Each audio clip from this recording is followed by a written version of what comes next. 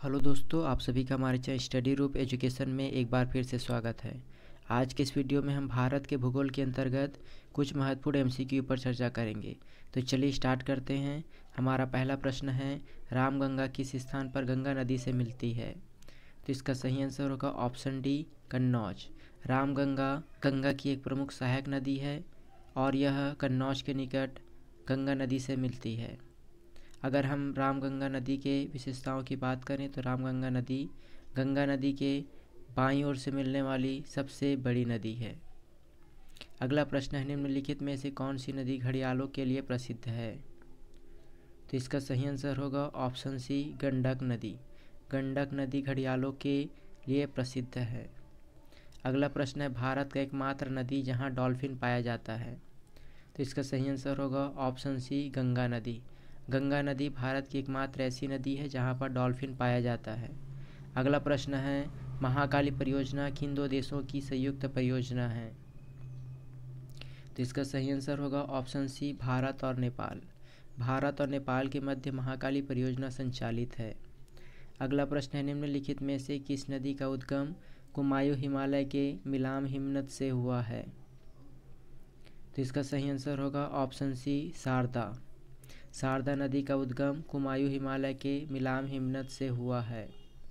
अगला प्रश्न है, निम्नलिखित में से कौन सी नदी सालीगामी के नाम से जानी जाती है? तो इसका सही आंसर होगा ऑप्शन डी, गंडक नदी। गंडक नदी को सालीगामी नदी कहा जाता है। अगला प्रश्न है, गंडक नदी किस स्थान पर गंगा से मिलती है? तो इसका सही आंसर होगा ऑप्शन सी, वैशाली। वैशाली नामक स्थान पर गंडक नदी गंगा नदी से मिलती है। अगला प्रश्न है, विसर्प बनाने के लिए कौन सी नदी विख्यात है? तो इसका सही आंसर होगा ऑप्शन डी, कोसी नदी। कोसी नदी विसर्प बनाने के लिए विख्यात है और कोसी नदी को बिहार का शोक कहा जाता है। यह सबसे अधिक मार्ग बदलने वाली नदी है। अगला प्रश्न है, गंगा के दाएं ओर से मिलने वाली सबसे बड़ी नदी है? तो इसका सही आंसर होगा ऑप्शन सी, यमुना नदी। जो गंगा नदी है उसके दाएं ओर से मिलने वाली सबसे बड़ी नदी है यमुना नदी और यमुना नदी इलाहाबाद के निकट गंगा नदी से मिलती है। अगला प्रश्न है, गंगा यमुना दोआब में एकमात्र सहायक नदी कौन सी है?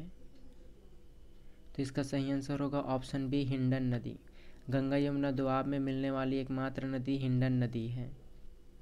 अगला प्रश्न है, निम्नलिखित में से कौन सी यमुना की सबसे बड़ी सहायक नदी है? तो इसका सही आंसर होगा ऑप्शन डी, चंबल नदी। चंबल नदी यमुना की सबसे बड़ी सहायक नदी है। अगला प्रश्न है, गांधी सागर, राणा प्रताप सागर और जवाहर सागर किस नदी पर निर्मित है? इसका सही आंसर होगा ऑप्शन बी, चंबल नदी। चंबल नदी में गांधी सागर, राणा प्रताप सागर और जवाहर सागर निर्मित है। अगला प्रश्न है, चंबल नदी यमुना से किस स्थान पर मिलती है? तो इसका सही आंसर होगा ऑप्शन बी, इटावा। इटावा नामक स्थान पर चंबल नदी यमुना नदी से मिलती है।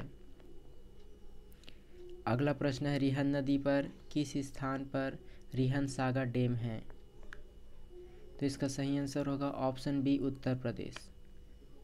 रिहंद नदी पर उत्तर प्रदेश में रिहंद सागर बांध है और इस बांध के द्वारा जो जलाशय का निर्माण किया जाता है उसे वल्लभ सागर बांध कहा जाता है। अगला प्रश्न है, गोविंद सागर जलाशय किस राज्य में निर्मित है?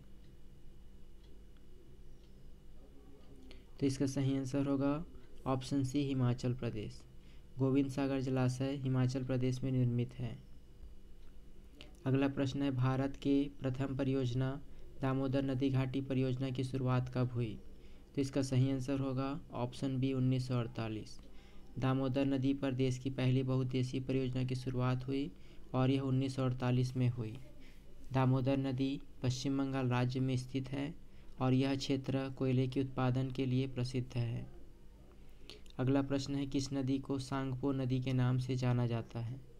तो इसका सही आंसर होगा ऑप्शन डी, ब्रह्मपुत्र नदी। तिब्बत में ब्रह्मपुत्र नदी को सांगपो नदी के नाम से पुकारा जाता है। अगला प्रश्न है, किस नदी को बंगाल का शोक कहा जाता है? तो इसका सही आंसर होगा ऑप्शन सी, दामोदर नदी। दामोदर नदी को बंगाल का शोक कहा जाता है। अगला प्रश्न है, किस नदी को अवध की जीवन रेखा कहा जाता है? तो इसका सही आंसर होगा ऑप्शन बी, गोमती नदी। गोमती नदी को अवध की जीवन रेखा कहा जाता है। और इस वीडियो का आखिरी प्रश्न, सोन नदी का उद्गम हुआ है? तो इसका सही आंसर होगा ऑप्शन डी, अमरकंटक की पहाड़ी से।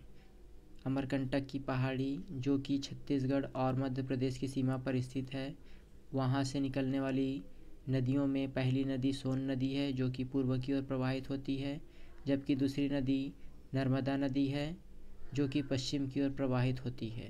तो इस प्रकार अमरकंटक से 2 नदियाँ निकलती है। तो आज के लिए बस इतना ही। ऐसे ही और वीडियो पाने के लिए हमारे चैनल को सब्सक्राइब कीजिए।